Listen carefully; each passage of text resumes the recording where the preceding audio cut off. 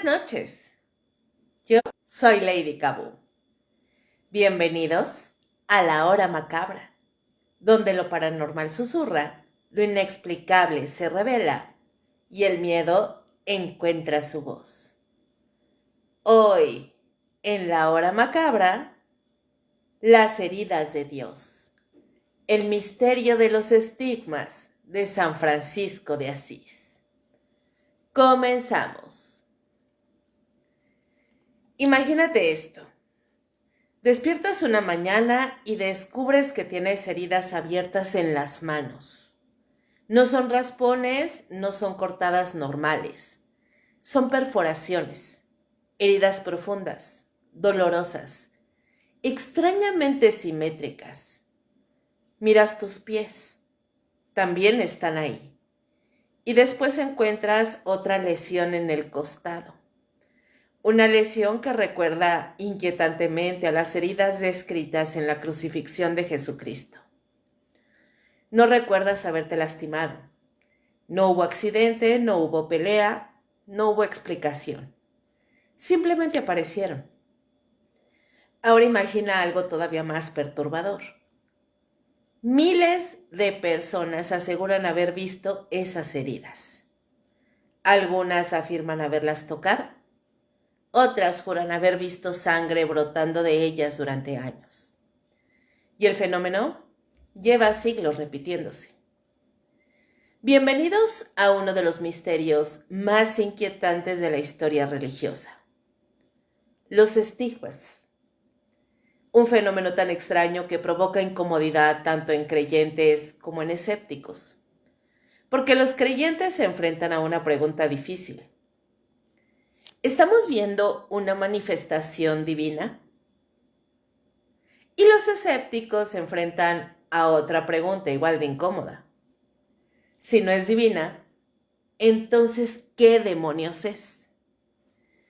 Esta noche vamos a caminar por un terreno particularmente extraño. Un lugar donde la fe, la psicología, la historia y el misterio se mezclan hasta volverse casi imposibles de separar. Porque los estigmas ocupan una categoría rara. No son fantasmas, no son apariciones, no son casas embrujadas. Son heridas físicas, heridas reales, supuestamente visibles, supuestamente documentadas. Y precisamente por eso resultan tan inquietantes. Porque cuando alguien afirma haber visto un espíritu, siempre existe la posibilidad de que haya interpretado mal una sombra. Pero cuando alguien muestra una herida abierta, la conversación cambia. Durante siglos, los estigmas han provocado fascinación y miedo. Algunos los consideran milagros. Otros los consideran manifestaciones psicosomáticas extremas. Otros más creen que ciertos casos pudieron ser fraudes. Y luego existe un pequeño grupo de casos históricos que continúan resistiéndose a cualquier explicación sencilla. Casos que siguen generando debate cientos de años después.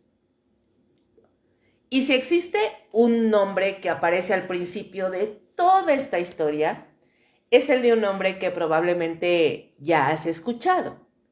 Un hombre que terminó convirtiéndose en uno de los santos más famosos del cristianismo. Un hombre cuya imagen aparece en iglesias de todo el mundo. Un hombre asociado con la humildad, los animales y la pobreza. San Francisco de Asís. Porque cuando hablamos de estigmas, inevitablemente terminamos llegando a él. Y aquí es donde la historia empieza a ponerse verdaderamente extraña.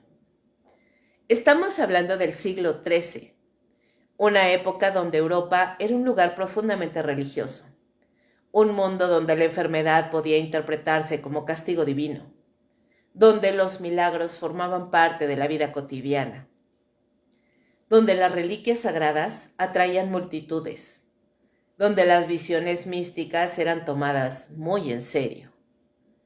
Pero incluso en aquel contexto tan distinto al nuestro, lo que ocurrió con Francisco fue considerado extraordinario. Porque según los relatos más antiguos, durante un retiro espiritual en una montaña aislada, tuvo una experiencia que cambiaría su vida para siempre. Una experiencia tan impactante que poco después comenzaron a aparecer heridas en su cuerpo. Heridas que recordaban exactamente las de la crucifixión. Y lo más importante es esto. No estamos hablando de un personaje desconocido perdido en algún rincón olvidado de la historia. Estamos hablando de uno de los santos más influyentes y documentados del cristianismo. Por eso su caso adquirió una importancia enorme. Porque si las historias eran ciertas, significaban algo extraordinario. Y si no lo eran, entonces había que explicar cómo nació una de las narrativas más poderosas de la historia religiosa. Esa discusión lleva abierta más de 800 años y todavía no termina, porque los estigmas se encuentran en una zona incómoda. Demasiados físicos para ser ignorados, demasiado extraños para ser comprendidos fácilmente, demasiado antiguos para investigarlos con certeza absoluta y demasiado famosos para desaparecer del debate. Esta noche no vamos a intentar convencerte de que ocurrió un milagro. Tampoco vamos a intentar desmontarlo todo con explicaciones fáciles, porque la realidad suele ser más compleja que cualquiera de esos extremos. Lo que vamos a hacer es algo mucho más inquietante. Vamos a seguir el rastro de un misterio que comenzó en una montaña italiana hace más de 800 años. Un misterio hecho de sangre, dolor, testimonios, creencias y preguntas sin respuesta. Porque a veces los casos más perturbadores no son aquellos donde aparecen monstruos. A veces son aquellos donde las marcas aparecen sobre la piel de un ser humano. Y nadie, absolutamente nadie, ha conseguido explicar con certeza cómo llegaron ahí. Cuando escuchamos el nombre de San Francisco de Asís, la mayoría imagina a un hombre humilde, vestido con una túnica gastada, rodeado de pájaros y hablando de amor, compasión y pobreza. La imagen está tan arraigada que cuesta trabajo imaginarlo de otra manera. Pero aquí viene algo interesante. Francisco no nació queriendo ser santo, ni monje, ni predicador, ni reformador religioso. De hecho, durante buena parte de su juventud, probablemente habría considerado aquella vida como un completo fracaso. Porque antes de convertirse en uno de los personajes más venerados de la historia cristiana, Francisco era exactamente el tipo de persona que parecía destinada a vivir una vida cómoda, popular y bastante despreocupada.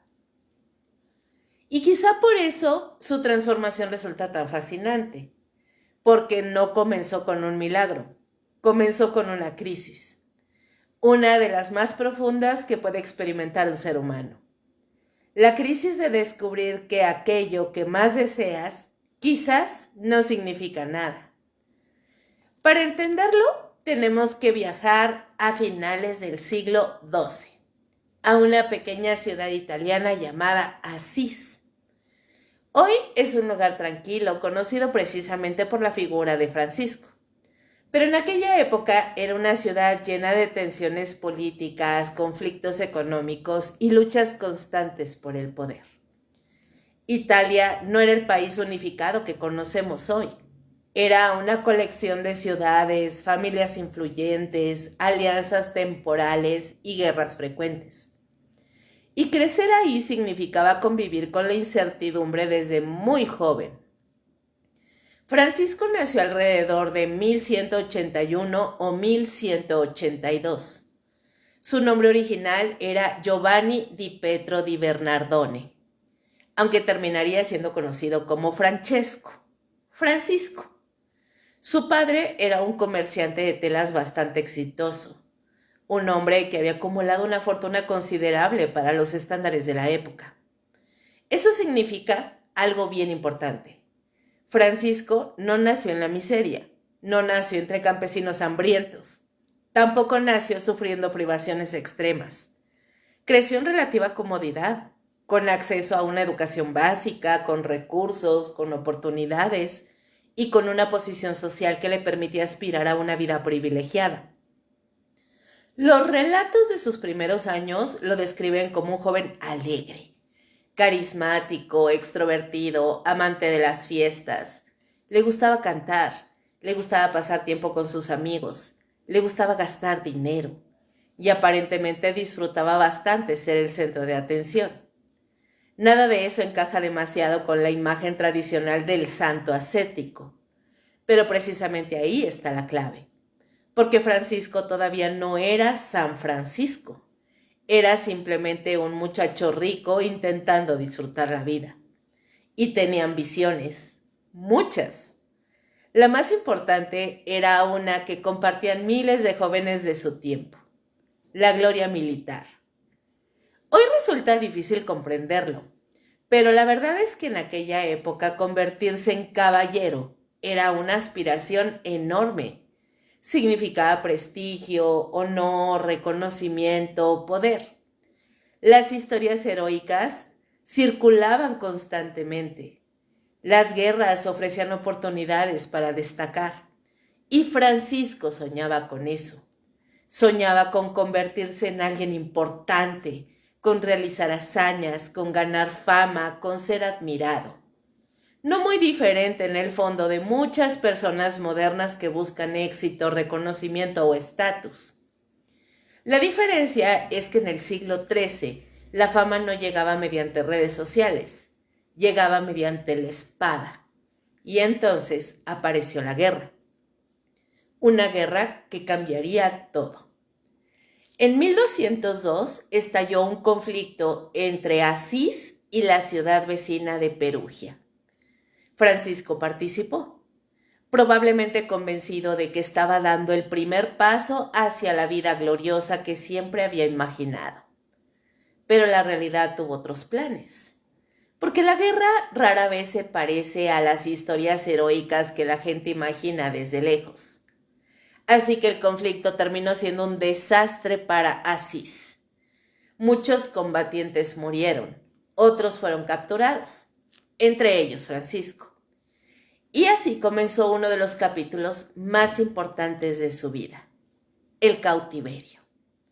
Pasó aproximadamente un año prisionero, un año entero. Hoy puede parecer poco, pero intenta imaginarlo. Un joven acostumbrado a la comodidad, a la libertad, a los amigos, a la diversión, encerrado durante meses, sin saber qué ocurrirá, sin control sobre su futuro, con mucho tiempo para pensar, demasiado tiempo para pensar. Y ahí suele ocurrir algo curioso. La crisis o las crisis tienen la capacidad de romper certezas. Aquellas ideas que parecían sólidas empiezan a agrietarse. Los sueños comienzan a verse distintos. Las prioridades cambian. No siempre ocurre, pero cuando ocurre, la transformación puede ser profunda. Los historiadores no pueden saber exactamente qué pasó por la mente de Francisco durante aquel cautiverio. Nadie puede. Pero sí sabemos que el hombre que salió de prisión no parecía exactamente el mismo que había entrado. Algo había cambiado.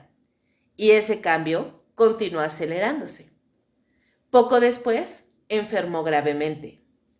Las fuentes históricas no son completamente claras sobre la naturaleza de la enfermedad. Algunos creen que pudo tratarse de secuelas físicas del cautiverio. Otros hablan de un agotamiento general, pero el resultado fue el mismo.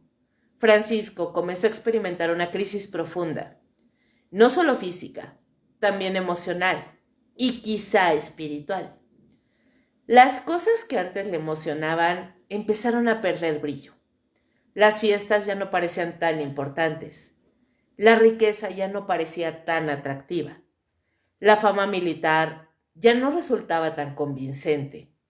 Y cuando eso ocurre, cuando una persona deja de encontrar sentido en aquello que antes definía su identidad, aparece una sensación inquietante, una sensación de vacío, un vacío que puede convertirse en una fuerza transformadora. Los relatos posteriores describen a Francisco pasando más tiempo solo, reflexionando, alejándose gradualmente de la vida que había llevado hasta entonces. No fue una transformación instantánea. Eso es importante entenderlo. No se despertó una mañana convertido en santo. Los cambios reales rara vez funcionan así. Fue en realidad un proceso lento, confuso, lleno de dudas, lleno de contradicciones. En algunos momentos parecía avanzar, en otros parecía retroceder, pero la dirección general era clara. Se estaba alejando del mundo que había conocido, y las personas cercanas comenzaron a notarlo. Sus amigos estaban desconcertados. Algunos pensaban que atravesaba una etapa extraña, otros creían que simplemente había madurado. Pero conforme sus comportamientos se volvían más radicales, la preocupación aumentó, especialmente dentro de su propia familia, porque el cambio más difícil de aceptar fue el relacionado con el dinero. Francisco comenzó a mostrar un creciente desapego hacia la riqueza, y eso representaba un problema enorme para su padre. No olvidemos que Pietro Bernardone había trabajado durante años para construir su posición económica. Esperaba que su hijo continuara el negocio familiar, esperaba dejarle una herencia, esperaba verlo prosperar. No esperaba verlo alejarse voluntariamente de todo aquello. La relación entre ambos empezó a deteriorarse. Las discusiones aumentaron, la tensión creció. Y cuanto más insistía su familia en traerlo de vuelta a la vida anterior, más convencido parecía estar Francisco de que debía abandonarla. En algún punto comenzó a frecuentar leprosos, y esto para la mentalidad medieval era algo impactante. La lepra generaba miedo, repulsión, aislamiento social. Los leprosos eran prácticamente excluidos de la sociedad. Y sin embargo, Francisco empezó a acercarse a ellos, a convivir con ellos, a ayudarlos. Aquello fue visto por muchos como una locura, porque desde fuera parecía exactamente eso: la conducta de un hombre que estaba renunciando deliberadamente a todas las ventajas que la vida le había ofrecido. Dinero, posición social, seguridad, prestigio, todo. Y aquí aparece algo que resulta fascinante desde una perspectiva psicológica, porque muchas transformaciones profundas generan una reacción similar en quienes rodean a la persona. Al principio piensan que es una fase, después creen que está equivocada, luego intentan convencerla de regresar, y finalmente, cuando comprenden que el cambio es real, surge algo parecido al miedo. Porque los cambios radicales obligan a los demás a cuestionar sus propias certezas. Y eso incomoda mucho. Así que poco a poco, Francisco fue desprendiéndose de su antigua identidad. No únicamente de sus bienes materiales, también de sus aspiraciones, de sus sueños juveniles, de la imagen que había construido de sí mismo. Y ese proceso culminaría en decisiones cada vez más radicales, decisiones que terminarían llevándolo por un camino completamente inesperado, el camino que eventualmente lo convertiría en santo. Pero todavía faltaba mucho para eso.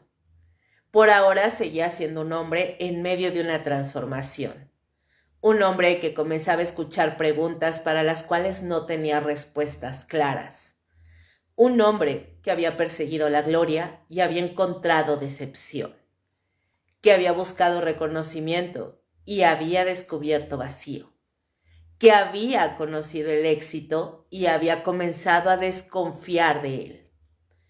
Y quizá ahí se encuentra el verdadero origen de toda esta historia.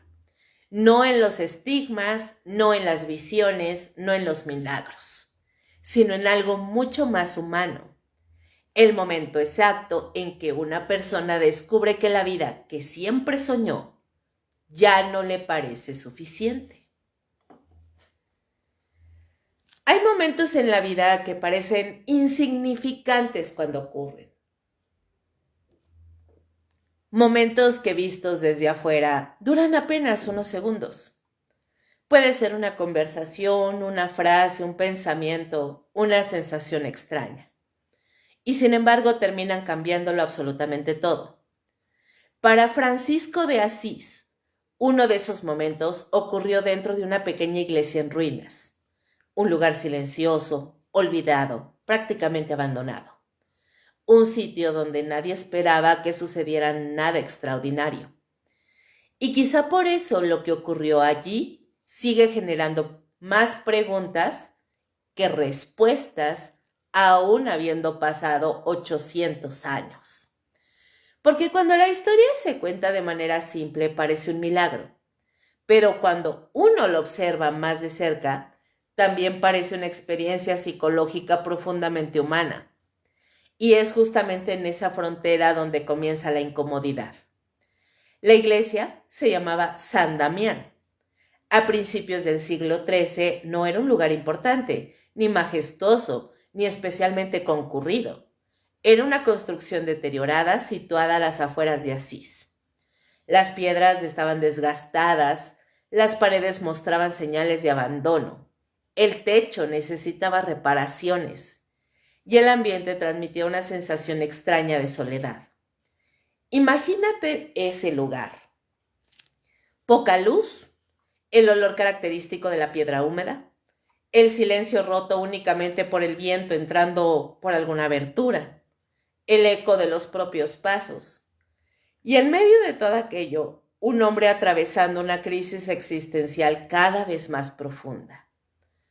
Francisco ya no era el joven despreocupado que soñaba en convertirse en caballero.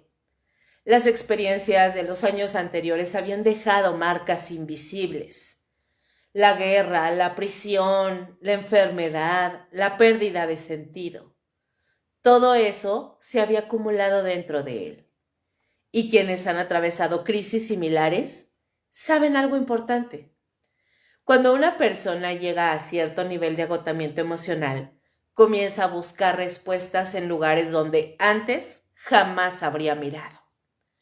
Algunos las buscan en la filosofía, otros en la religión, otros en la soledad, otros en el silencio. Francisco empezó a buscarlas en la oración. Cada vez pasaba más tiempo aislado. Cada vez se alejaba más de la vida social que antes disfrutaba. Y cada vez parecía más absorbido por cuestiones espirituales. Fue durante una de esas visitas a San Damián cuando ocurrió el episodio que terminaría convirtiéndose en uno de los momentos más famosos de toda su biografía. Según los relatos tradicionales, Francisco estaba orando frente a un crucifijo cuando escuchó una voz que parecía provenir de la imagen de Cristo. La frase que la tradición conserva es relativamente sencilla. Francisco, repara mi iglesia, pues como ves está en ruinas. Nada más.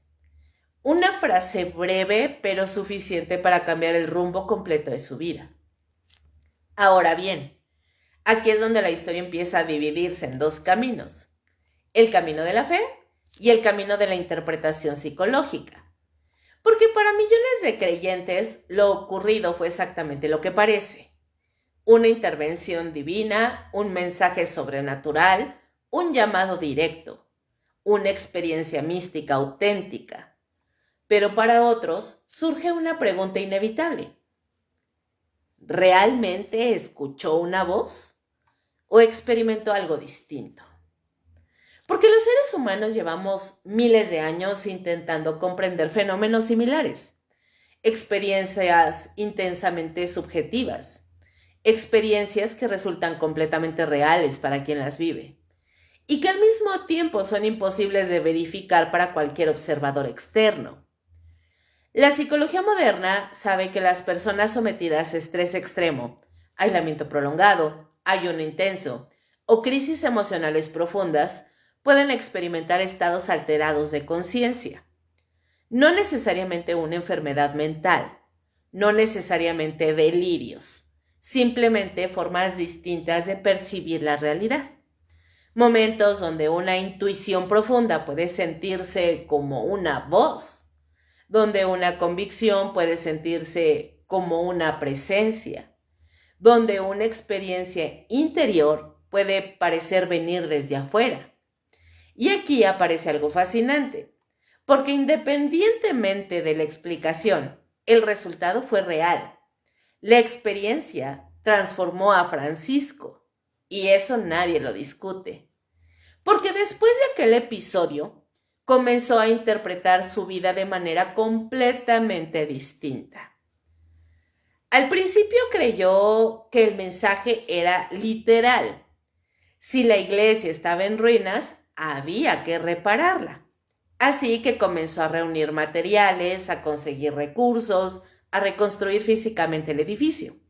Y eso provocó nuevas tensiones con su familia, particularmente con su padre, porque para financiar algunas de estas actividades utilizó bienes familiares, algo que generó conflictos cada vez más serios.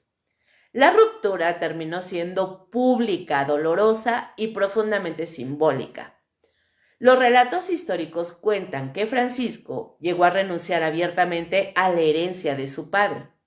Devolvió lo que poseía, abandonó privilegios y eligió un camino que para muchos resultaba incomprensible: la pobreza. Pero no una pobreza moderada, no una pobreza simbólica. Era una pobreza extrema, voluntaria, radical. Y eso comenzó a llamar la atención de toda la región, porque la pobreza involuntaria era común en la Edad Media. Lo extraño era elegirla.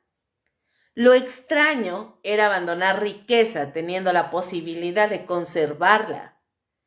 Para algunas personas aquello era una muestra extraordinaria de santidad. Para otras era una señal preocupante. Y para algunas más era simplemente una locura. Porque desde afuera la conducta de Francisco se volvía cada vez más difícil de entender. Dormía poco, ayunaba con frecuencia, pasaba largas horas rezando, buscaba lugares solitarios, mostraba un desapego creciente hacia cualquier comodidad material y hablaba constantemente de cuestiones espirituales. Hoy muchos especialistas consideran que resulta imposible analizar estas conductas sin tomar en cuenta el contexto cultural, porque el mundo medieval era radicalmente diferente al nuestro. La religión no era simplemente una creencia personal, era el marco completo de la realidad. Explicaba enfermedades, explicaba fenómenos naturales, explicaba desgracias, explicaba milagros, explicaba prácticamente todo. Por eso las experiencias místicas no eran vistas automáticamente como algo extraño. Formaban parte del paisaje mental de la época. Los santos tenían visiones. Los ermitaños tenían revelaciones. Los monjes experimentaban estados espirituales intensos. La frontera entre lo psicológico y lo sobrenatural era mucho más difusa de lo que es hoy. Y quizás sigue siéndolo, porque incluso en la actualidad existen experiencias que continúan desafiando explicaciones sencillas, momentos que cambian vidas, intuiciones que transforman destinos, sensaciones de presencia, estados profundos de conexión espiritual, experiencias que quienes las viven describen como absolutamente reales. Eso es precisamente lo que vuelve tan inquietante la historia de Francisco, porque resulta imposible entrar en su mente. No podemos saber exactamente qué ocurrió en aquella iglesia. No podemos escuchar lo que él escuchó. No podemos sentir lo que él sintió. Solo podemos observar las consecuencias. Y las consecuencias fueron enormes. Poco a poco comenzaron a reunirse seguidores a su alrededor. Personas atraídas por su forma de vivir, por su coherencia, su radicalidad, por la intensidad de sus convicciones. Lo que había comenzado como una crisis personal empezó a transformarse en algo mucho más grande, una comunidad, un movimiento, una nueva forma de entender la espiritualidad. Y mientras eso ocurría, la fama de Francisco crecía, no porque él la buscara. De hecho, parecía intentar escapar de ella constantemente. Pero la gente hablaba, los rumores circulaban, las historias se multiplicaban. Cada gesto de humildad alimentaba su reputación. Cada acto de caridad aumentaba el interés. Cada relato sobre experiencias espirituales fortalecía la imagen de un hombre extraordinario. Y sin darse cuenta, el joven que jamás quiso convertirse en santo estaba comenzando exactamente ese camino. Un camino que lo llevaría cada vez más lejos del mundo ordinario, más cerca de experiencias místicas, más cerca del aislamiento, más cerca de la contemplación extrema y finalmente, muchos años después, hacia aquella montaña donde ocurría el episodio que cambiaría para siempre la historia de los estigmas. Porque antes de las heridas vinieron las visiones, antes de la sangre vino la transformación interior y antes del misterio que aún debatimos 8 siglos después, hubo un hombre solo en una iglesia semiderruida que creyó escuchar una voz en medio del silencio. La pregunta inquietante es que, incluso hoy, nadie puede demostrar con certeza si aquella voz vino del cielo o de los rincones más profundos de la mente humana. Hay algo inquietante que se repite una y otra vez en la historia de las experiencias místicas. Antes de la visión, antes de la revelación, antes del supuesto contacto con lo divino, suele aparecer el aislamiento, la soledad, el silencio. Y mientras más extremo es ese aislamiento, más extrañas parecen volverse las experiencias que vienen después. No ocurre únicamente en la tradición cristiana. Aparece en relatos budistas, en historias sufíes, en ermitaños del desierto, en chamanes, en ascetas, en monjes, en personas que por distintas razones se alejan del ruido cotidiano hasta quedarse solas con sus propios pensamientos. Y si existe un lugar donde esa dinámica alcanzó uno de sus puntos más intensos en la vida de Francisco de Asís, fue una montaña llamada Monte Alvernia. Hoy es un sitio de peregrinación. Miles de personas lo visitan cada año.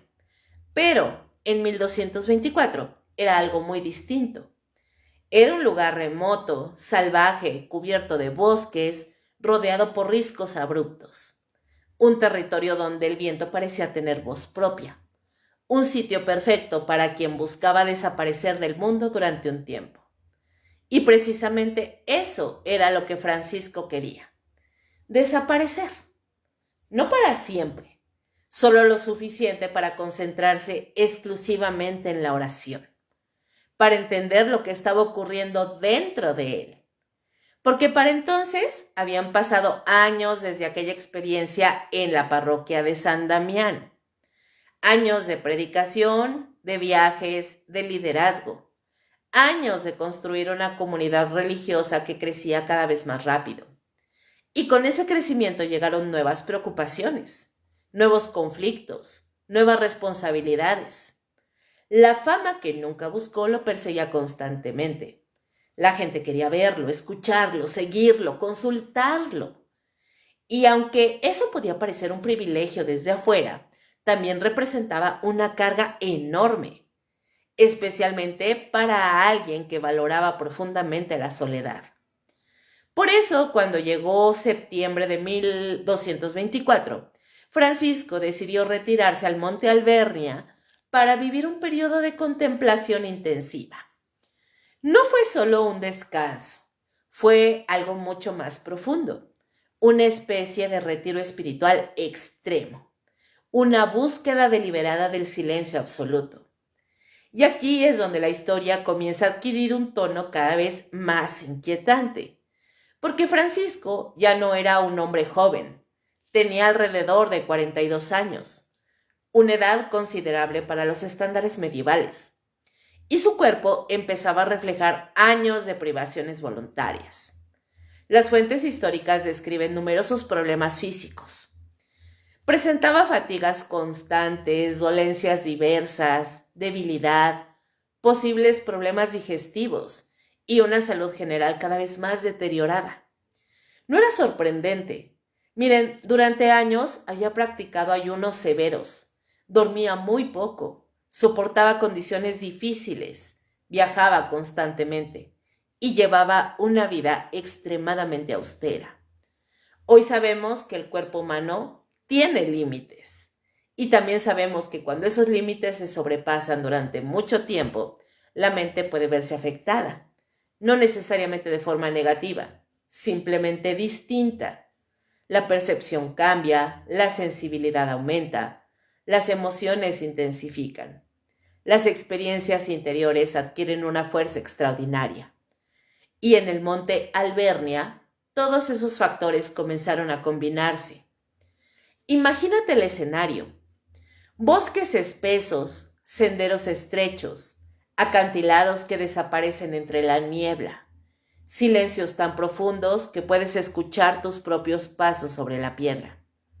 Durante la noche, el viento golpeando los árboles, el sonido distante de animales moviéndose entre la oscuridad, el frío descendiendo sobre las montañas. Y en medio de todo aquello, un hombre dedicando horas interminables a la oración. Un hombre que llevaba años intentando acercarse cada vez más a Dios. Las descripciones de quienes estuvieron cerca de Francisco durante aquella etapa resultan particularmente interesantes, porque muchos mencionan cambios visibles, momentos de profunda introspección,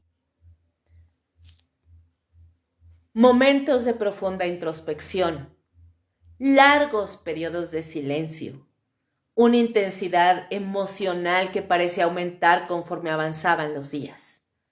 Sus compañeros no hablaban de miedo, pero sí describían una sensación extraña, como si algo importante estuviera ocurriendo, como si Francisco estuviera atravesando una experiencia interior que los demás no podían comprender completamente. Y quizá eso es precisamente lo más perturbador, porque nadie sabía qué estaba pasando dentro de su cabeza. Solo podían observarlo desde afuera.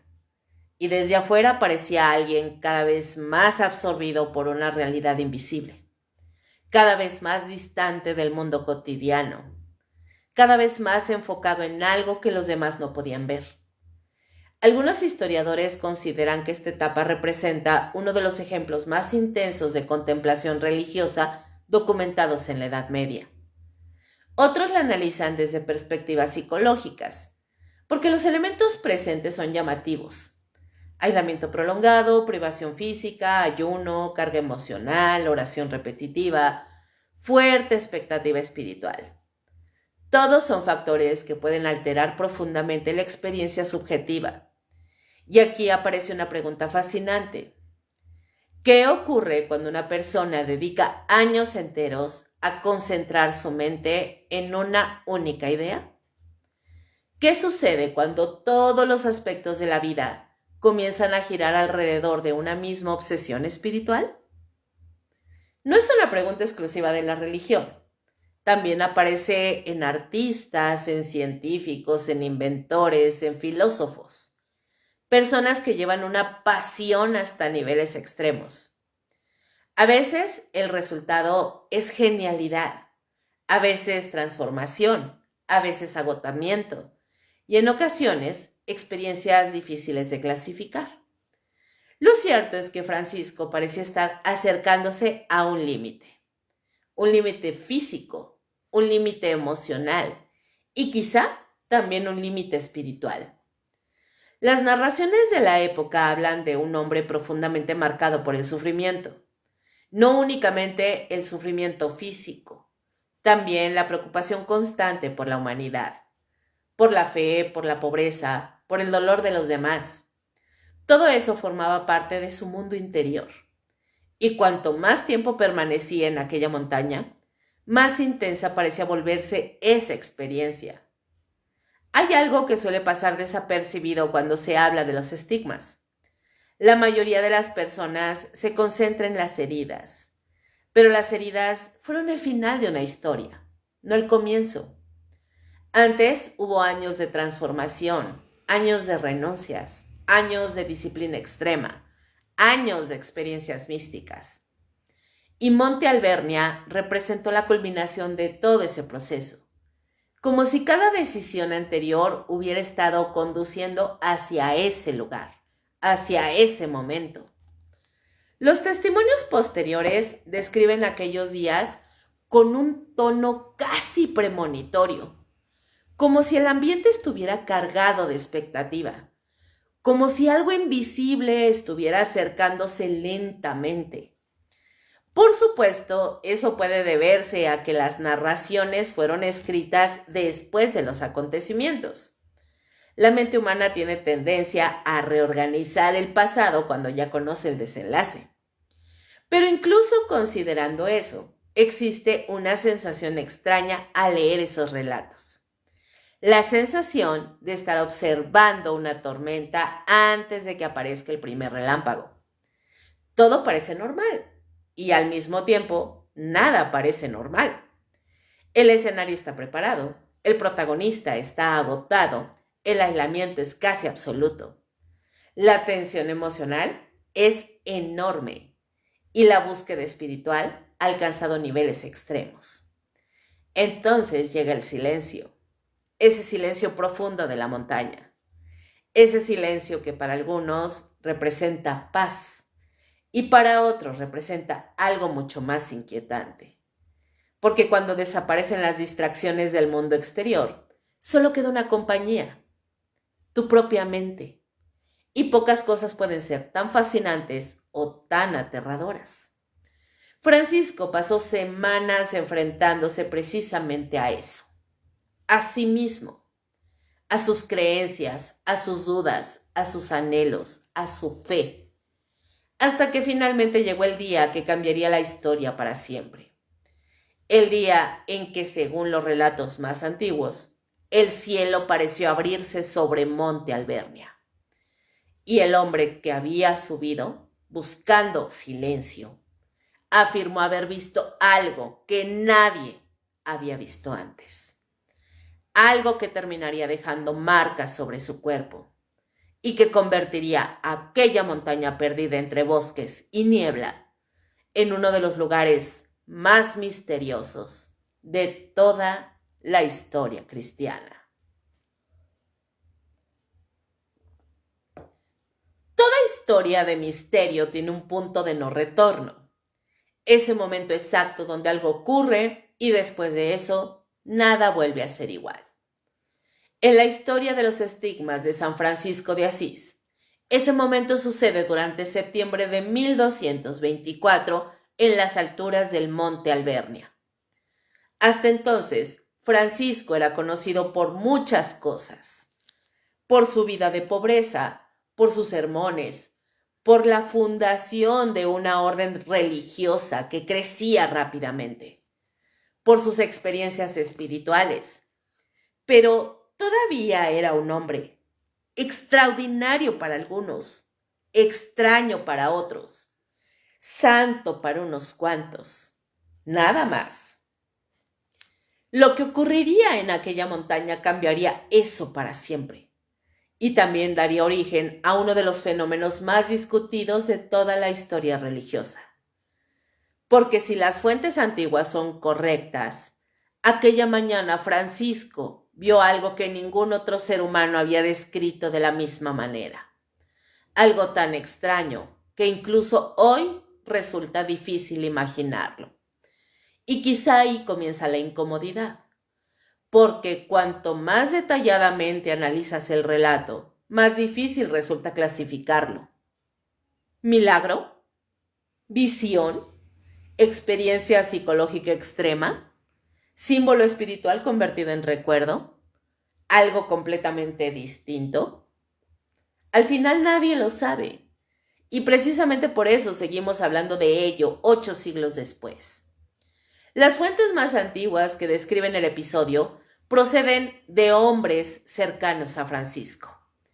Entre ellas destacan los relatos de Tomás de Celano y posteriormente de Buenaventura de Fidanza. No eran observadores neutrales. Eso es importante entenderlo. Eran seguidores. Personas profundamente convencidas de la santidad de Francisco. Pero también fueron quienes conservaron los testimonios más antiguos disponibles. Según estas narraciones, Francisco se encontraba en oración cuando ocurrió algo extraordinario. No hablan simplemente de una luz, no hablan simplemente de una sensación, hablan de una visión, una aparición, una figura descendiendo desde el cielo. Y aquí es donde el relato se vuelve verdaderamente extraño, porque la figura descrita era un serafín, un ser celestial perteneciente a una de las jerarquías más elevadas de los ángeles, según la tradición cristiana. Pero no era un serafín cualquiera, era un serafín crucificado. Imagínate la escena. Una montaña aislada, silencio absoluto, bosques inmóviles, la luz de la montaña, o más bien de la montaña proyectada, más bien la luz de la mañana proyectada hacia la montaña filtrándose entre las rocas, y de pronto una figura luminosa suspendida en el aire, un ser envuelto en fuego, con 6 alas, y al mismo tiempo crucificado. Es una imagen poderosa incluso para un observador moderno, y debió resultar absolutamente impactante para un hombre del siglo XIII. Los relatos afirman que Francisco quedó profundamente impresionado, conmovido, abrumado, como si estuviera contemplando algo imposible, algo que superaba cualquier experiencia anterior. Y aquí aparece uno de los aspectos más fascinantes del episodio. Porque incluso dentro de la propia tradición religiosa, la visión nunca fue interpretada como un simple espectáculo sobrenatural. Tenía un significado, un simbolismo. El serafín crucificado representaba la unión entre el amor divino y el sufrimiento de Cristo. La idea de una identificación espiritual tan profunda que el creyente termina compartiendo el dolor del objeto de su devoción. Y esa interpretación tendría consecuencias enormes. Porque según las narraciones, la experiencia no terminó cuando desapareció la visión. En realidad, el verdadero misterio apenas iba comenzando. Francisco permaneció profundamente afectado por lo ocurrido. Las fuentes hablan de emociones intensas, de una mezcla extraña entre alegría espiritual y sufrimiento, de asombro, de desconcierto, como si hubiera vivido algo imposible de expresar completamente con palabras. Y honestamente, eso resulta comprensible, porque incluso quienes han atravesado experiencias profundamente transformadoras suelen describirlas de esa manera, con dificultad, con vacíos, con metáforas, con la sensación de que el lenguaje no alcanza. Por eso algunos historiadores modernos consideran interesante analizar el episodio desde una perspectiva psicológica. Y no piensen que es para desacreditarlo, sino más bien para comprenderlo. Porque la historia humana está llena de experiencias místicas intensas, experiencias que transforman vidas enteras, experiencias que quienes las viven consideran absolutamente reales. Y muchas veces aparecen en contextos similares, ya sea en aislamiento, mediante un ayuno, cuando estás meditando, en oración intensa, cuando estás en privación física o concentrado emocionalmente intenso, profundo, cuando tu concentración emocional es verdaderamente extrema. Todos esos elementos estaban presentes ahí, en el Monte Albernia, lo que no significa necesariamente que la experiencia fuera falsa. Simplemente significa que ocurrió dentro de condiciones psicológicas extraordinarias.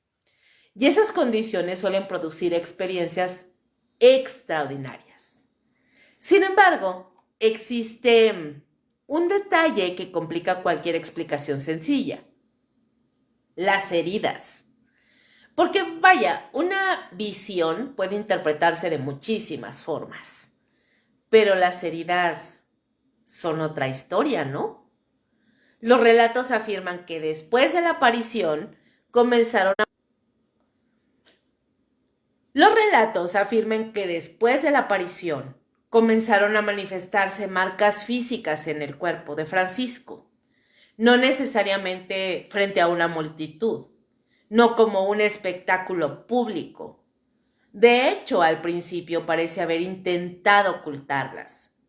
Y eso es importante, porque si el objetivo hubiera sido impresionar a otros, esconderlas, evidentemente sería una estrategia bastante extraña. Según las fuentes antiguas, las lesiones aparecieron en las manos, en los pies y en el costado, las mismas zonas asociadas tradicionalmente con la crucifixión. Ese es el momento exacto en que el misterio cambia de categoría. Hasta entonces podía discutirse una experiencia espiritual. A partir de ahí comenzaba algo mucho más difícil de explicar. Algo físico, algo visible, algo que otras personas afirmaban poder observar. Y aquí es donde la historia entra definitivamente en territorio incómodo, porque los testimonios posteriores describen heridas reales, no simples marcas superficiales, no símbolos dibujados sobre la piel, eran heridas. Y cuanto más analizamos esos relatos, más evidente se vuelve una realidad. Nadie puede verificar exactamente lo que ocurrió. No existen fotografías, recordemos que era el año 1211. No existen registros médicos modernos, tampoco pruebas forenses. Solo existen testimonios, testimonios antiguos, algunos muy cercanos a los acontecimientos, otros escritos años después, y todos interpretados a través de una visión profundamente religiosa del mundo. Por eso el debate continúa abierto. Miren, los creyentes ven un milagro. Los escépticos buscan explicaciones naturales. Los historiadores intentan reconstruir los hechos. Los psicólogos, por su parte, estudian la experiencia humana detrás del fenómeno. Y ninguno de esos grupos ha logrado cerrar completamente la discusión. Quizá porque el caso se encuentra exactamente en la frontera donde terminan las certezas. Una frontera donde la fe y la mente humana se vuelven casi imposibles de separar. Lo único que parece claro es que algo ocurrió ahí, en Monte Alvernia. Algo que transformó profundamente a Francisco. Algo que marcó su cuerpo, o al menos convenció a quienes lo rodeaban de que había sido marcado. Y a veces eso también importa, porque las creencias tienen consecuencias reales, las experiencias tienen consecuencias reales, las convicciones transforman vidas reales.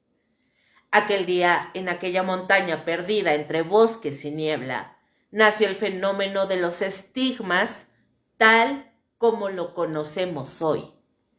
Un fenómeno que sobreviviría siglos, que inspiraría a otros supuestos estigmatizados, que provocaría investigaciones, debates, acusaciones de fraude, defensas apasionadas y preguntas que todavía siguen abiertas. Pero antes de analizar lo que significaron aquellas heridas, primero tenemos que observarlas de cerca. Porque si los relatos son correctos, las marcas que aparecieron sobre el cuerpo de Francisco no eran simples cicatrices, eran algo mucho más perturbador. Eran heridas que, según quienes las vieron, no deberían haber existido.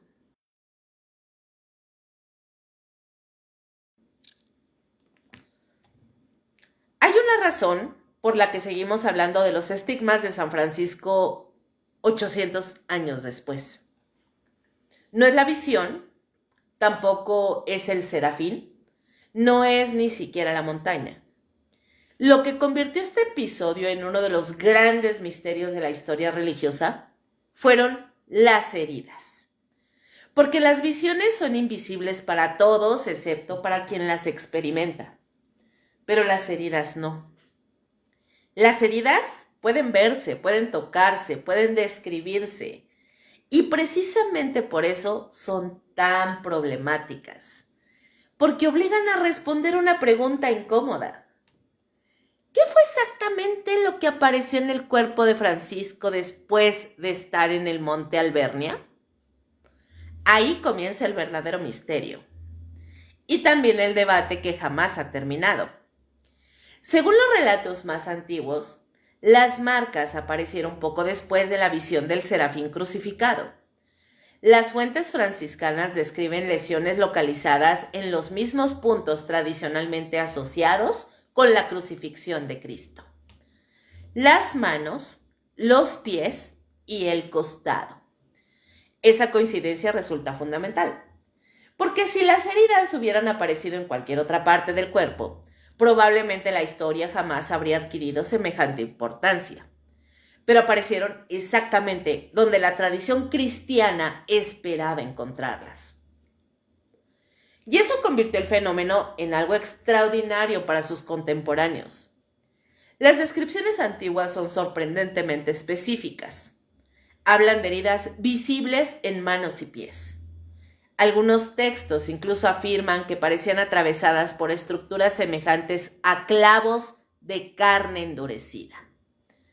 Esa descripción ha generado enormes discusiones entre historiadores durante siglos, porque resulta difícil determinar si debe entenderse de manera literal o simbólica. Las palabras utilizadas por los cronistas medievales no siempre tienen el mismo significado que tendrían para nosotros hoy en día. Y además existe otro problema. Nadie puede examinar directamente las lesiones. Solo conocemos lo que otros escribieron sobre ellas.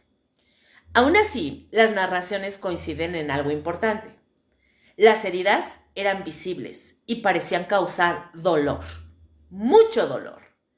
Los testimonios describen molestias constantes, dificultades para caminar, momentos de sufrimiento físico evidente.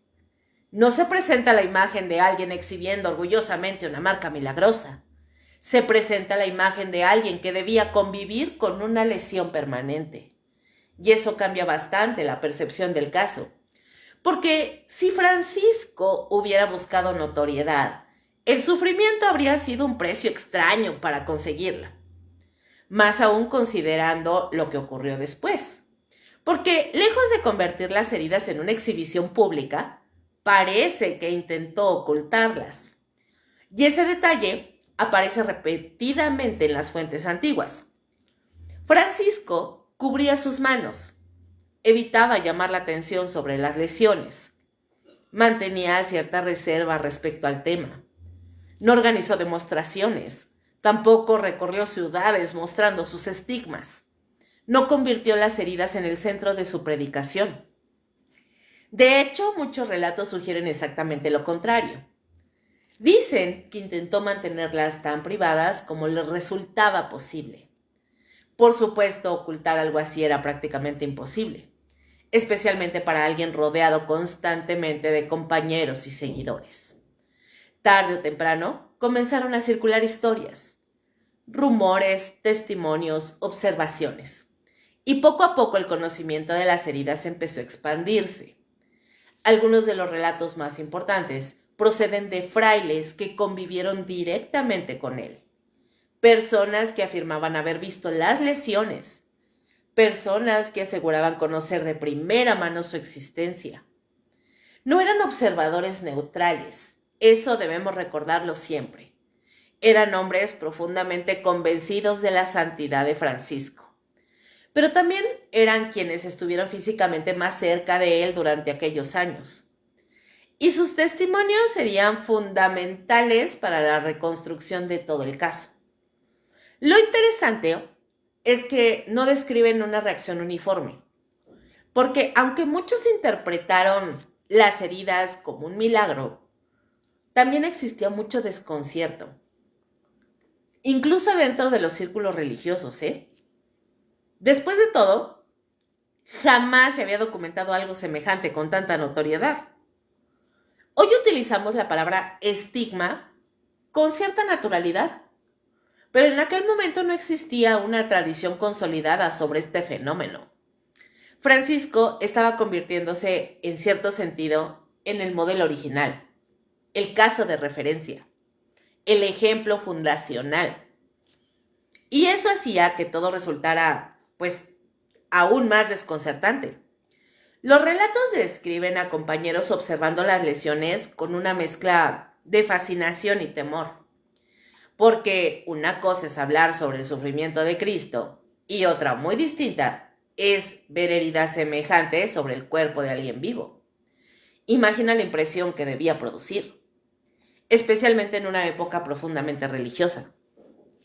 La sensación de estar presenciando algo sobrenatural debía ser enorme, pero junto con el asombro aparecían otras preguntas, preguntas mucho más difíciles. ¿Cómo habían aparecido? ¿Por qué no cicatrizaban normalmente? ¿Por qué coincidían exactamente con la narrativa religiosa de la crucifixión? Y quizá la más importante de todas, ¿era posible que aquello tuviera una explicación natural? Hoy seguimos haciéndonos exactamente las mismas preguntas, solo que utilizamos herramientas diferentes para intentar responderlas. Desde la medicina moderna, el fenómeno resulta complicado de analizar, principalmente porque estamos hablando de un caso ocurrido en el siglo XIII. No existen diagnósticos clínicos, no existen fotografías, no existen análisis de laboratorio, no existen expedientes médicos detallados. Todo lo que tenemos son descripciones históricas, y eso limita enormemente cualquier conclusión. Algunos investigadores han sugerido posibles explicaciones dermatológicas. Otros han hablado de lesiones autoinfligidas. Algunos han explorado hipótesis psicosomáticas extremas. Otros consideran que las fuentes pudieron exagerar ciertos aspectos. El problema es que ninguna explicación logra resolver completamente todas las preguntas. Y precisamente por eso el debate sigue abierto. Porque cuando faltan evidencias directas, las interpretaciones se multiplican. Los creyentes observan un milagro, los escépticos observan una construcción histórica, los médicos observan un caso imposible de diagnosticar, los historiadores observan un fenómeno cultural extraordinario, y todos encuentran argumentos para sostener sus posiciones. Mientras tanto, las heridas continuaron ocupando el centro de la discusión. Las primeras investigaciones eclesiásticas tampoco resolvieron el misterio. De hecho, contribuyeron a amplificarlo. Porque la Iglesia comprendió rápidamente la importancia de lo que se afirmaba. Si los relatos eran ciertos, representaban algo sin precedentes. Si no lo eran, también era necesario entender qué estaba ocurriendo. Con el paso de los años comenzaron a recopilarse testimonios, declaraciones, observaciones, narraciones de quienes afirmaban haber visto las lesiones. Todo ello terminaría formando parte de la construcción histórica del caso. Y cuanto más material se acumulaba, más crecía la reputación de Francisco. Las heridas dejaron de ser simplemente una experiencia personal y se transformaron en una suerte de símbolo. En una prueba para algunos, en una incógnita para otros, en un misterio para todos. Quizá ahí se encuentra el verdadero nacimiento de la leyenda. No cuando apareció la visión, ni siquiera cuando surgieron las lesiones, sino cuando otras personas comenzaron a observarlas y a contarlas. Porque los misterios sobreviven gracias a los testigos, gracias a quienes transmiten las historias. Gracias a quienes convierten un acontecimiento privado en un fenómeno colectivo. Y eso fue exactamente lo que ocurrió aquí. Las marcas de la crucifixión dejaron de pertenecer únicamente a Francisco. Pasaron a formar parte de la historia. Una historia que se extendería durante siglos. una historia que inspiraría a otros supuestos estigmatizados, una historia que enfrentaría a teólogos, médicos, historiadores y psicólogos, y una historia que todavía hoy continúa formulando la misma pregunta inquietante. ¿Puede una convicción espiritual tan intensa llegar a dejar marcas visibles sobre la carne? O dicho de otra forma, ¿hasta dónde puede llegar el poder de la mente humana cuando cree estar tocando lo divino? Hay un momento en toda investigación seria donde uno tiene que detenerse y admitir algo incómodo.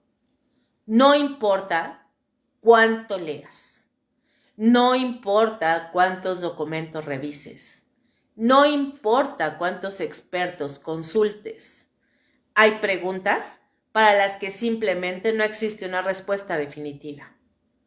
Y el caso de los estigmas de San Francisco pertenece exactamente a esa categoría. Porque después de recorrer la visión, después de analizar las heridas, después de revisar los testimonios, llegamos al punto donde inevitablemente aparecen dos mundos enfrentados: la fe y la explicación natural. Dos formas completamente distintas de observar exactamente los mismos acontecimientos. Y lo fascinante es que ambas llevan siglos intentando imponerse sin lograr eliminar completamente a la otra. Porque si algo caracteriza a los estigmas es su resistencia a las respuestas simples. Para la interpretación religiosa tradicional, el asunto es relativamente claro. Los estigmas son una manifestación extraordinaria de unión espiritual con Cristo, una gracia excepcional, un fenómeno sobrenatural concedido a determinadas personas cuya vida alcanza un nivel extraordinario de identificación con el sufrimiento de Jesús. Desde otra perspectiva, las heridas no son una enfermedad, no son una lesión común, no son un producto de la imaginación, son una señal visible de una realidad espiritual invisible. Y durante siglos, millones de creyentes han aceptado esa explicación sin demasiados problemas. Porque dentro del marco religioso medieval, los milagros no eran vistos como algo imposible. Eran acontecimientos extraordinarios, sí, pero no incompatibles con la realidad. El mundo estaba lleno de misterios y Dios podía intervenir en él cuando quisiera. Sin embargo, conforme avanzaron los siglos, apareció otro enfoque. Un enfoque que intentaba comprender estos fenómenos desde la observación científica y psicológica. Y aquí es donde la historia se vuelve particularmente inquietante, porque algunas de las hipótesis modernas son tan extrañas como el propio milagro. Una de las más conocidas es la autosugestión extrema. Miren, la idea básica es sencilla. Les explico. Si una persona concentra durante años toda su atención emocional, espiritual y psicológica en una misma imagen, esa experiencia podría llegar a producir efectos físicos inesperados. Ya sé, suena descabellado, pero la realidad es que la mente humana lleva siglos sorprendiendo a los propios científicos. Hoy sabemos que los pensamientos pueden alterar procesos corporales. Sabemos que el estrés modifica funciones biológicas. Sabemos que las emociones afectan el sistema inmunológico. Sabemos que el miedo puede provocar síntomas físicos reales. Sabemos que ciertas personas desarrollan enfermedades psicosomáticas sin fingir absolutamente nada. Y ahí es donde comienza la zona incómoda, porque la palabra psicosomático suele malinterpretarse. Mucha gente cree que significa inventado, y no es así. Psicosomático significa que un proceso psicológico genera consecuencias físicas auténticas. Dolor real, síntomas reales, cambios reales. El sufrimiento no es imaginario. Lo que cambia es su origen. Por ejemplo, una persona puede experimentar taquicardia, pero una taquicardia bastante extrema debido a la ansiedad. Puede desarrollar problemas digestivos por el estrés. Puede sufrir desmayos, dolores musculares, alteraciones dermatológicas y todo eso sin estar fingiendo. Simplemente porque la mente y el cuerpo están mucho más conectados de lo que solemos admitir. Ahora bien, si eso es posible, surge una pregunta inevitable. ¿Hasta dónde puede llegar esa conexión? Y ahí entramos en terreno especulativo, porque algunos investigadores han sugerido que individuos sometidos a experiencias religiosas extraordinariamente intensas podrían desarrollar manifestaciones físicas inusuales. No necesariamente agujeros atravesando las manos, pero sí lesiones, inflamaciones, sangrados, marcas cutáneas, fenómenos difíciles de explicar únicamente desde una causa externa. La dificultad es que nadie ha logrado demostrar que algo así explique completamente los estigmas históricos, especialmente los más famosos. Y ahí aparece otro problema enorme, porque Francisco vivió en el siglo XIII, no en el siglo XXI. No existen registros médicos modernos, no existe una exploración clínica, no existe una descripción anatómica detallada realizada por especialistas contemporáneos. Todo lo que tenemos son textos, relatos, testimonios, crónicas. Y eso, por supuesto, que limita muchísimo cualquier conclusión. Imagina intentar diagnosticar una enfermedad actual utilizando únicamente cartas escritas de hace 800 años. Eso es exactamente lo que intentan hacer los historiadores y médicos cuando estudian este caso en particular.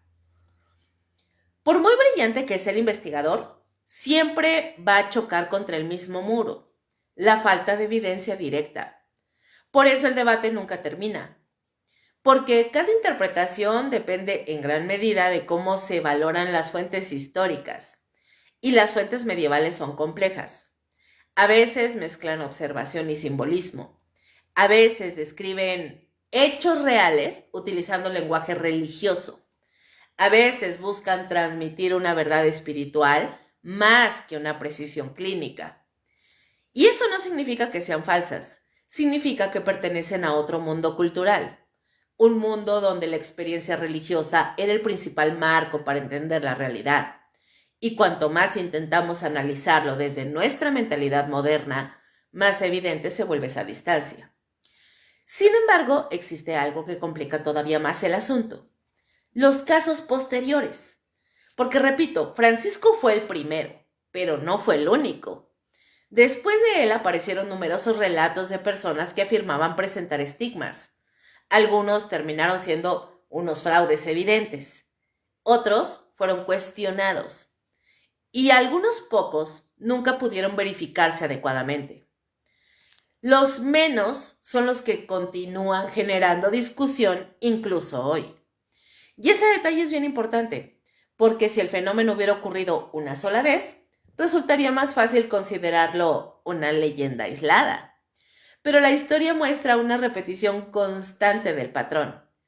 Personas profundamente religiosas, experiencias místicas intensas y posteriormente heridas similares a las de la crucifixión. Eso obliga a plantear preguntas más complejas. ¿Será que estamos viendo una influencia cultural? ¿Una forma particular de expresión psicológica? ¿Un fenómeno religioso auténtico? ¿Una combinación de varios factores? Bueno, nadie lo sabe con certeza y probablemente nunca lo sabremos, porque existe otra realidad incómoda. La ciencia tiene límites, la fe también. La ciencia lo que necesita es evidencia. Y en el caso de Francisco, gran parte de esa evidencia desapareció hace siglos. La fe, por su parte, no depende exclusivamente de pruebas materiales. Depende de convicciones que operan bajo una lógica diferente. Y por eso ambas perspectivas suelen chocar. No porque una sea necesariamente malintencionada, sino porque están intentando responder preguntas distintas. La medicina pregunta ¿cómo ocurrió? La religión pregunta ¿qué significa? Y esas no son exactamente la misma pregunta. Quizá por eso el caso sigue siendo tan fascinante, porque habita en una frontera donde ninguna disciplina logra imponerse completamente. Los médicos no pueden cerrar el expediente, los teólogos tampoco, los historiadores continúan discutiendo detalles, los psicólogos siguen explorando hipótesis, y mientras tanto, Francisco de Asís permanece ahí, en medio de todas esas interpretaciones, observando por generaciones enteras que intentan comprender lo que ocurrió en aquella montaña. Lo único que podemos afirmar con cierta seguridad es esto. Francisco creyó haber vivido una experiencia extraordinaria. Las personas cercanas a él creyeron que ocurrió algo extraordinario. Y el impacto histórico de aquella experiencia fue extraordinario. Todo lo demás pertenece al territorio de la hipótesis, el territorio de las interpretaciones, al territorio donde la certeza comienza a desmoronarse. Y quizá esa sea precisamente la razón por la que los estigmas continúan inquietándonos, porque nos obligan a enfrentarnos a una posibilidad muy incómoda, la posibilidad de que todavía existan aspectos de la mente humana que comprendemos mucho menos de lo que nos gusta admitir. Y cuando eso ocurre, la diferencia entre milagro y misterio se vuelve peligrosamente difícil de distinguir. Si los estigmas de San Francisco hubieran sido un caso único, probablemente hoy no pasarían de ser una curiosidad histórica, un episodio extraño perdido entre las miles de historias que dejó la Edad Media. Pero no ocurrió así. Lo verdaderamente inquietante es que después de Francisco comenzaron a aparecer otros, y luego más. Hombres, mujeres, monjas, sacerdotes e incluso laicos. Personas separadas por siglos, idiomas y países que afirmaban experimentar algo extraordinariamente parecido. Heridas en las manos, en los pies, en el costado. Sangrados inexplicables, dolores asociados a la crucifixión, experiencias místicas previas y una pregunta que se repetía una y otra vez. ¿Estamos viendo milagros? ¿Fenómenos psicológicos? ¿Fraudes? ¿O una mezcla de todo lo anterior? Porque cuanto más avanza uno en esta historia, más evidente se vuelve una realidad incómoda.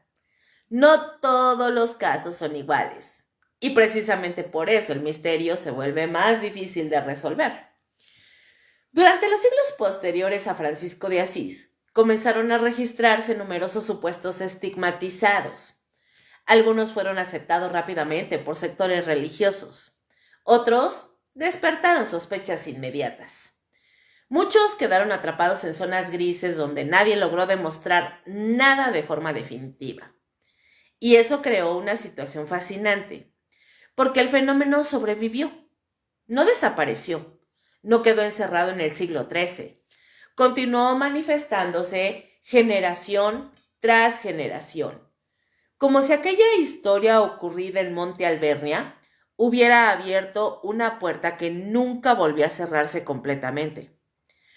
Uno de los primeros aspectos que llamó la atención de los investigadores modernos fue precisamente ese patrón.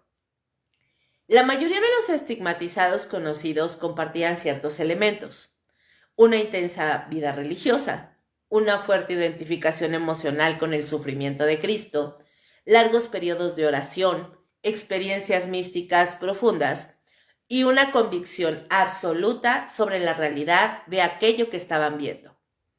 Ese detalle resulta importante, porque incluso los estudios más escépticos suelen reconocer algo. Muchas de estas personas parecían creer sinceramente en sus experiencias. No todos encajan fácilmente en la categoría de impostores, y eso complica enormemente cualquier explicación simplista.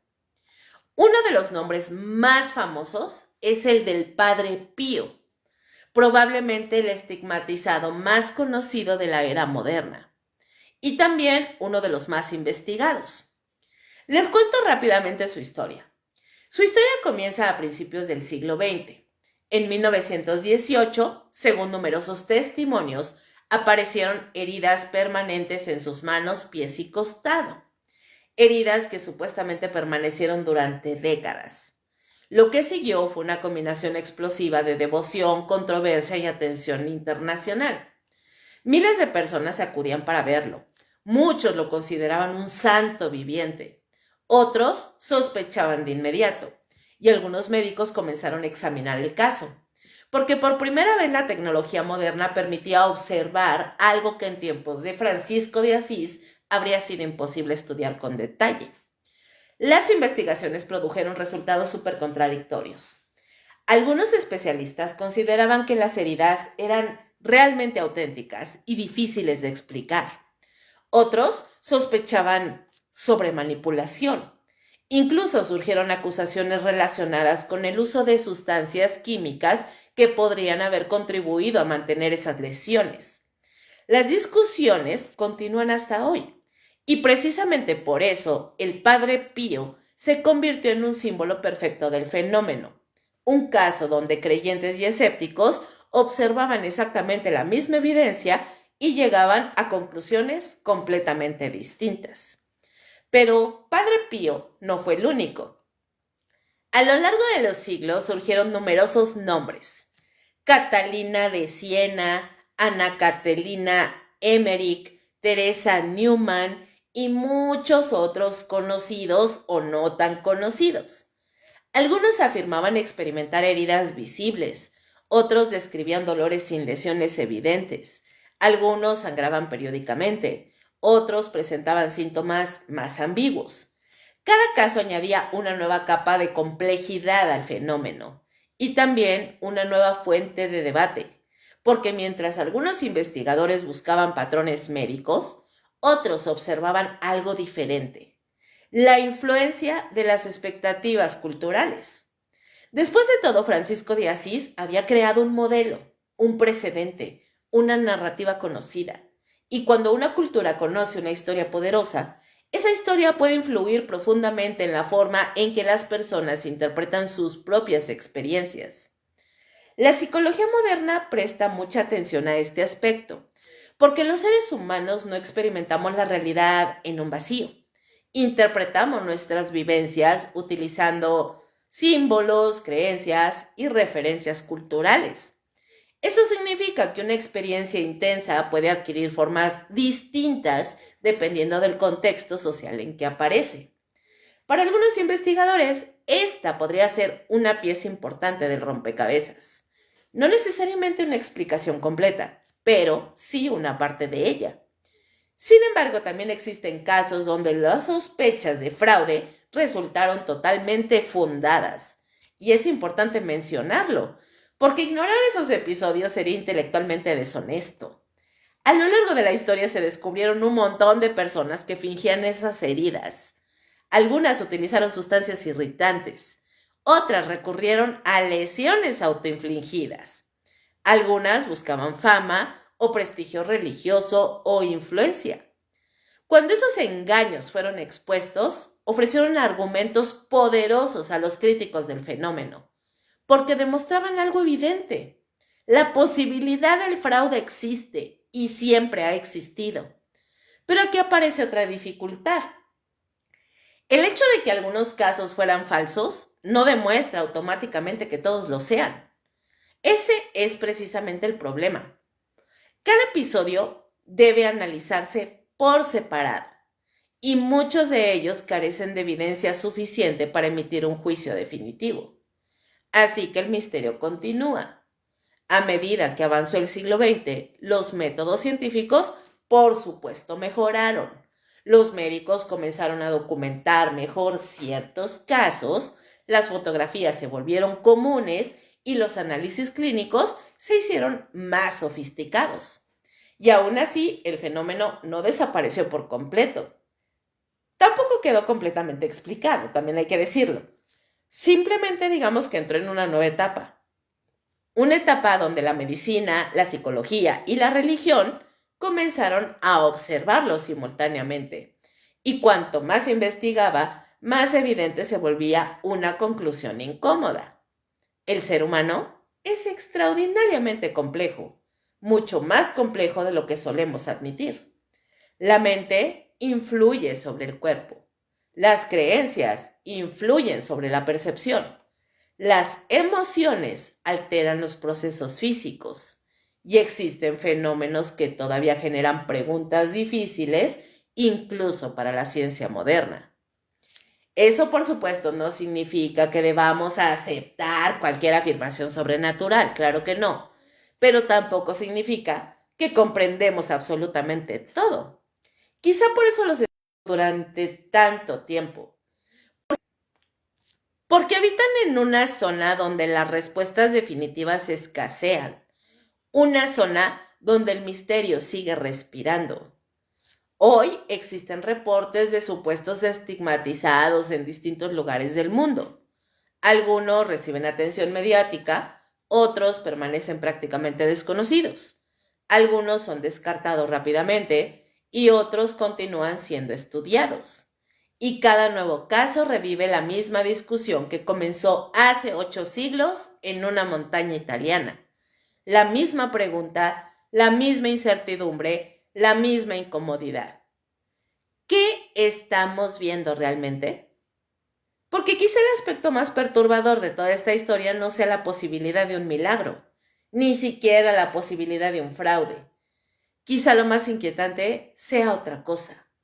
La posibilidad de que todavía no comprendamos completamente la relación entre la mente humana y el cuerpo humano, y aquello que las personas llaman experiencia espiritual.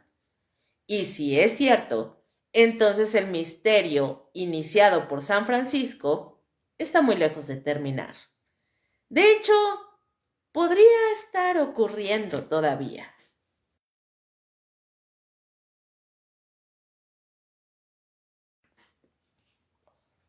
Después de 8 siglos de debates, investigaciones, testimonios, libros, sermones, análisis médicos y discusiones interminables, uno podría pensar que el misterio de los estigmas gira alrededor de una pregunta muy concreta. ¿Fueron reales o no? Pero conforme uno se adentra en esta historia, descubre algo extraño. Esa quizá no sea la pregunta más inquietante, porque incluso si mañana apareciera una prueba definitiva que confirmara o descartara el origen sobrenatural de los estigmas, seguiría existiendo algo profundamente perturbador en todo este asunto. Algo que va mucho más allá de San Francisco, mucho más allá de la religión, mucho más allá de la iglesia. Lo verdaderamente inquietante es lo que esta historia revela sobre nosotros, sobre la mente humana, sobre nuestras creencias, sobre nuestra necesidad desesperada de encontrar significado y sobre lo que podría ocurrir cuando una persona está absolutamente convencida de haber tocado algo que considera sagrado. Porque al final los estigmas no son solo heridas, son una pregunta abierta sobre los límites de la conciencia. Y esa pregunta puede resultar mucho más aterradora que cualquier explicación sobrenatural. Piensa por un momento en algo. La mente humana es capaz de hacer cosas extraordinarias y también aterradoras. Una simple idea puede acelerar el corazón. Una preocupación puede impedirte dormir durante semanas. Un recuerdo puede provocar lágrimas décadas después de haber ocurrido. El miedo te puede paralizar. La vergüenza te puede enfermar. La ansiedad puede producir síntomas físicos reales. Y todo eso lo sabemos. Todo eso está científicamente documentado. No pertenece al terreno de las leyendas. Pertenece a la realidad cotidiana. Ahora, imagínate qué podría ocurrir cuando una persona dedica años enteros a concentrar cada pensamiento, cada emoción y cada aspecto de su identidad en una sola experiencia espiritual. No durante un día, no durante una semana, durante años, décadas incluso, ayunando, meditando, rezando, pensando constantemente en el sufrimiento, visualizándolo, sintiéndolo, intentando vivirlo, intentando convertirse en él. Allí es donde la historia de los estigmas empieza a adquirir otra dimensión. Porque independientemente de la explicación que uno prefiera, existe un hecho difícil de ignorar. La mente humana posee una capacidad enorme para moldear nuestra experiencia de la realidad, mucho mayor de lo que solemos admitir. Y eso da miedo, porque significa que quizá no entendemos completamente quién está al mando dentro de nosotros. Nos gusta pensar que somos racionales, que controlamos nuestros pensamientos, que distinguimos perfectamente entre percepción y realidad. Pero la historia demuestra constantemente lo contrario.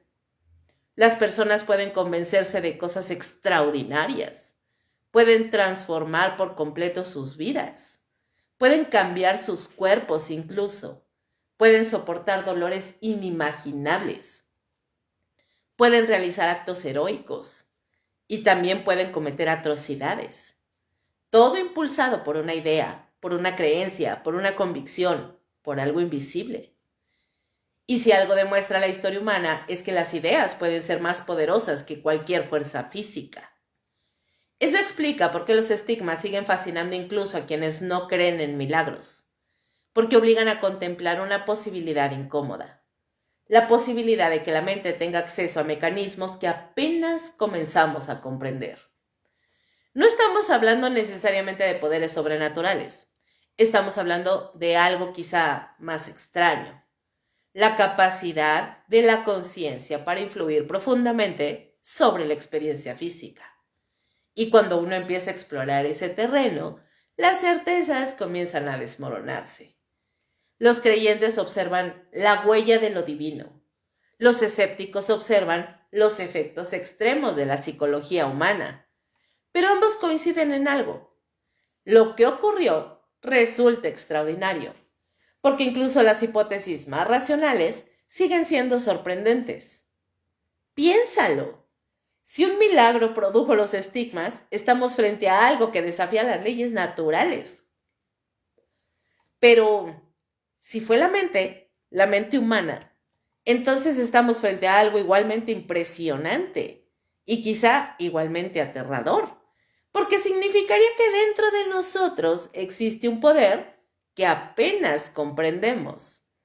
Un poder capaz de alterar emociones, conductas, percepciones y posiblemente incluso procesos físicos complejos. Por eso el verdadero terror de los estigmas no está necesariamente en las heridas, está en lo que representan.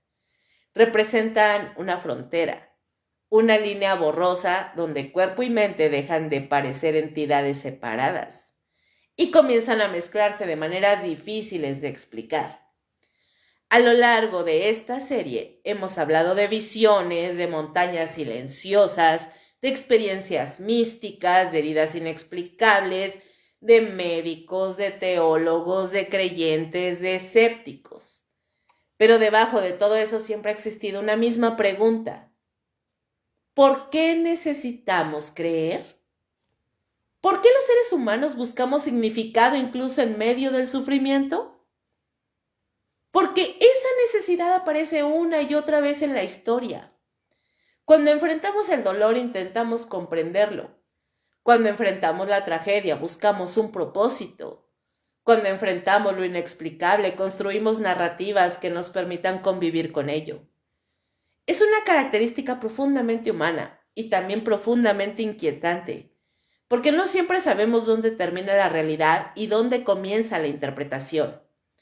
Los estigmas se encuentran exactamente en ese límite, entre experiencia y explicación, entre fe y evidencia, entre simbolismo y biología, entre misterio y realidad. Quizá por eso siguen vivos después de tantos siglos, porque no ofrecen respuestas, ofrecen preguntas, y algunas preguntas son imposibles de ignorar. Por ejemplo, ¿qué tan poderosa puede llegar a ser una creencia? ¿Cuánto puede transformarnos una idea? ¿Cuánto puede soportar un ser humano cuando está convencido de estar cumpliendo una misión espiritual? Y quizá la más perturbadora de todas. ¿Cuántas cosas damos por imposibles simplemente porque todavía no sabemos cómo explicarlas? No se trata de aceptar cualquier relato sin cuestionarlo, tampoco de abandonar el pensamiento crítico. Al contrario, los estigmas exigen precisamente eso. Cuestionar, dudar, investigar, examinar. Porque cuanto más profundamente se analiza el fenómeno, más evidente se vuelve que ninguna explicación elimina completamente el misterio. La fe no resuelve todas las preguntas. La ciencia tampoco. Y en medio de ambos permanece la figura de Francisco, aislado en una montaña, convencido de haber vivido algo extraordinario, marcado física o simbólicamente por una experiencia que cambiaría la historia para siempre. 800 años después seguimos hablando de él, seguimos debatiendo, seguimos intentando entender y seguimos sin llegar a una conclusión definitiva. Tal vez porque el verdadero tema nunca fueron las heridas. Tal vez el verdadero tema siempre fuimos nosotros. Nuestra necesidad de creer, nuestro miedo a lo desconocido, nuestra obsesión por encontrar significado y nuestra dificultad para aceptar que algunas preguntas quizá nunca tengan respuesta. Porque al final, cuando todas las teorías terminan y todas las explicaciones se agotan, cada una de las dudas que tenemos, hasta la última, queda suspendida en la oscuridad. Una duda que ha sobrevivido siglos enteros. Una duda que sigue incomodando tanto a creyentes como a escépticos. Y es esta. Si una mente está absolutamente convencida de haber tocado lo divino, ¿qué podría llegar a hacerle al cuerpo que la contiene? Y así llegamos al final de esta historia. Una historia que comenzó hace más de 800 años en una pequeña ciudad italiana y que de alguna manera todavía sigue sin terminar. Porque cuando uno observa el caso de San Francisco de Asís, desde cierta distancia descubre algo curioso.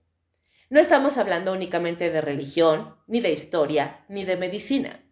Estamos hablando de una de esas cosas raras de las historias que parecen situarse exactamente en la frontera entre varias realidades distintas.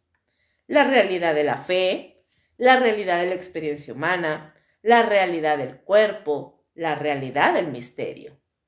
A lo largo de esta emisión hemos recorrido el camino de aquel joven que soñaba con gloria militar y terminó convirtiéndose en uno de los personajes más influyentes de la historia del cristianismo.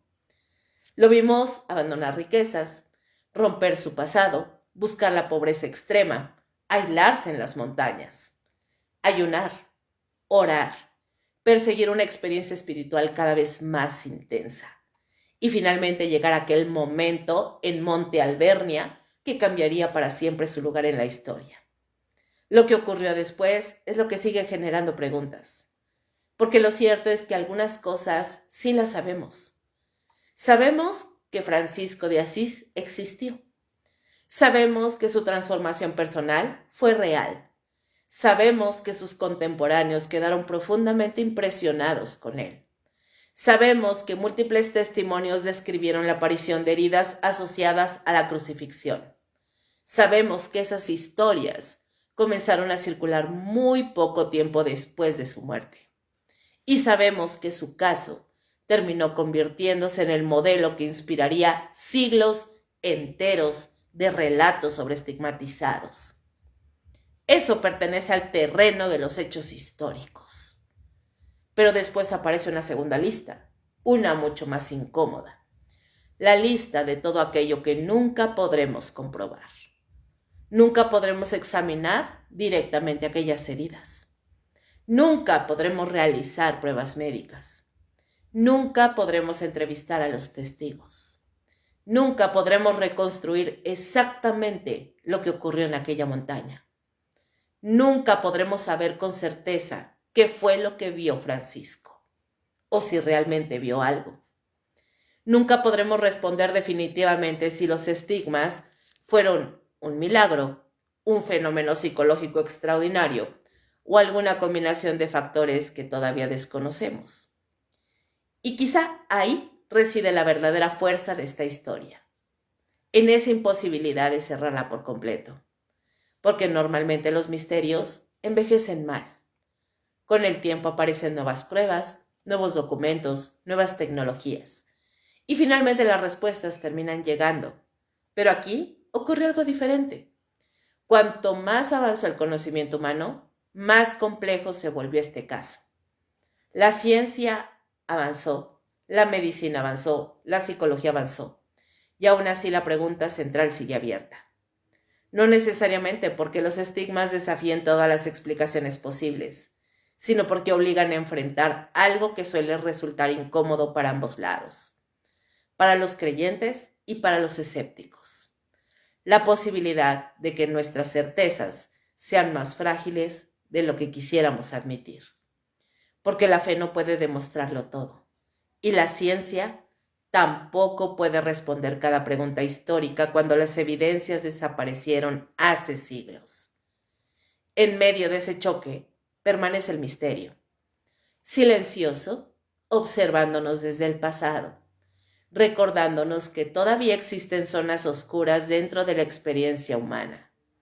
Y quizá la reflexión más inquietante de todas no tenga que ver con milagros, ni con apariciones, ni con fenómenos sobrenaturales. Quizá el verdadero misterio no está en las heridas, quizá esté en la capacidad humana de producirlas. Porque si algo nos ha enseñado esta historia, es que la mente humana sigue siendo uno de los territorios menos comprendidos que existen. Somos capaces de alterar nuestras emociones, nuestra percepción, nuestros recuerdos, nuestra conducta, y tal vez mucho más de lo que imaginamos. Los estigmas nos obligan a mirar directamente hacia esa posibilidad, hacia la idea de que la frontera entre mente y cuerpo podría ser más delgada de lo que parece. Y eso resulta profundamente perturbador, porque significa que todavía no entendemos del todo quiénes somos. Esta noche no hemos resuelto el misterio de San Francisco. Nadie lo ha logrado en 8 siglos. Lo único que hemos hecho es caminar alrededor de él, observarlo desde distintos ángulos, escuchar a creyentes, escuchar a escépticos, escuchar a la historia y aceptar que algunas preguntas sobreviven precisamente porque ninguna respuesta logra eliminarlas por completo, porque algunas marcas desaparecen con el tiempo, la lluvia las borra, los años las desgastan, la memoria termina cubriéndolas de polvo, pero otras permanecen abiertas durante siglos, no porque sigan sangrando, sino porque nadie ha logrado explicar cómo llegaron ahí.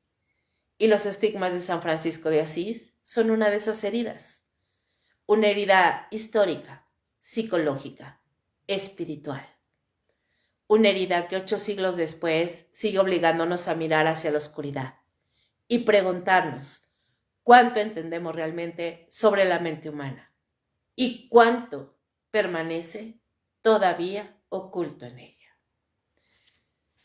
Y así es como damos por concluido este tema de los estigmas o el misterio de los estigmas de San Francisco de Asís. Espero que este tema les haya gustado mucho, que les haya gustado, que lo hayan disfrutado y sobre todo que el día de hoy hayamos aprendido algo nuevo. Ya saben que los invito a seguirme y suscribirse, muy importante, a mi canal de YouTube, donde van a estar disponibles todas las emisiones de La Hora Macabra y Perturbador. Ahí me encuentran como Kaboom Podcast. Y por supuesto también pueden disfrutar de mi contenido diario en mi canal de WhatsApp. Si quieren escuchar leyendas y cuentitos cortos de terror, ahí me encuentran como Kaboom. Únanse, por favor. Hasta la próxima emisión de La Hora Macabra, donde cada noche las sombras tienen algo que contar y nosotros estamos para escucharlas. Hasta entonces, buenas noches o lo que queda de ella y como siempre les deseo, dulces pesadillas. Chao, chao.